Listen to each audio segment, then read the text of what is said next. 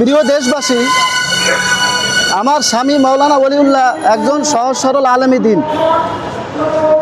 তিনি ব্রিটিশ খেদাও আন্দোলনে অংশগ্রহণকারী বীর সিপাহ সালাদের প্রতি এবং যারা মহান মুক্তিযুদ্ধে অংশগ্রহণ করেছিলেন সে সকল মুক্তিযোদ্ধাদের প্রতি এবং মুক্তিযোদ্ধাদের পরিবারের প্রতি গভীর ভালোবাসা ও ভক্তির কারণে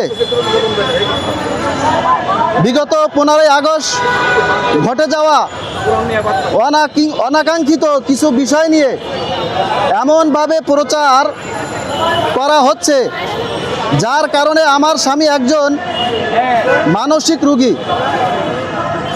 হওয়ার কারণে অনেক সময় তার মানসিক ভারসাম্য হারিয়ে ফেলেন। ইয়া সত্ত্বেও সে তার পরিবারকে হালাল উপার্জনের মাধ্যমে চালানোর খুব চেষ্টা করেন। তার 2 মেয়ে 1 ছেলে, স্বামী স্ত্রী মোট 5 জনের সংসার। তিনি পেশায় একজন মাদ্রাসা শিক্ষক এবং একজন জুতার ব্যবসা করেন। বিগত 15ই আগস্ট অনাকাঙ্ক্ষিত ঘটনা ঘটে যাওয়ার পরে মাদ্রাসার কর্তৃপক্ষ তাকে চাকরি থেকে বরখাস্ত করেন এবং মোহাম্মদপুরের বসিলা এলাকায় তিনি জুতার ব্যবসা করতেন। স্থানীয় এলাকার লোকজনের চাপে তিনি ব্যবসা বন্ধ করতে বাধ্য হয়েছেন। আমাদের সংসার এই ব্যবসার উপর চলে। এখন তার সব কিছু বন্ধ। এখন আমাদের ঘরে বাজারের কোনো টাকা নাই। আমরা অত্যন্ত কষ্টের সাথে জীবনযাপন করতেছি। আমার স্বামী কোরআন সুন্নাহ উপর নিজে চলার এবং অন্যদের চালানোর খুব চেষ্টা করেন। তিনি ডক্টর এনায়েতুল্লাহ আব্বাসীর খুব ভক্ত। ডক্টর এনায়েতুল্লাহ আব্বাসীর সকল বক্তব্য তিনি মনোযোগ সহকারে শোনার চেষ্টা করেন। আমার আব্বা একজন ভ্যান চালক। সে সারা জীবন বিএমপি করেন। গত এই আগস্টে ঘটে যাওয়া এই ঘটনার পর এলাকার কিছু লোকজন তার ভ্যান চালানো বন্ধ করে দিয়েছেন এবং তার বাড়িঘর সহ আমার ঘর জ্বালিয়ে দেওয়ার হুমকি দিয়েছেন।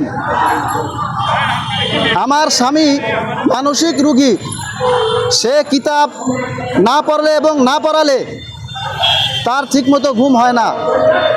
এমন একজন সহজ সরল আলেমে দ্বীনের এবং সহজ সরল আলেমে দ্বীনের বিরুদ্ধে সোশ্যাল মিডিয়ায় বিভিন্ন ধরনের মিথ্যা বানোয়াট এবং এডিট করা অনেক কথা তার বিরুদ্ধে প্রচার করা হচ্ছে, যার কারণে আমাদের পুরো পরিবার এখন ঝুঁকি এবং আতঙ্কের মধ্যে আছি।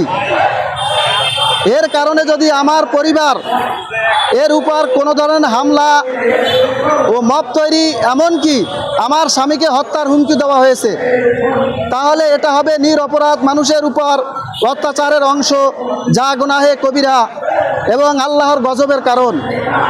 অতএব এ বিষয়ে দেশের দায়িত্বশীলগণের প্রতি আমি মাওলানা ওলিউল্লাহর স্ত্রী রোজিনা আক্তার আকুল আবেদন করতেছি, আপনারা দায়িত্ব নিয়ে আমাদের পরিবারকে ধ্বংস থেকে বাঁচান।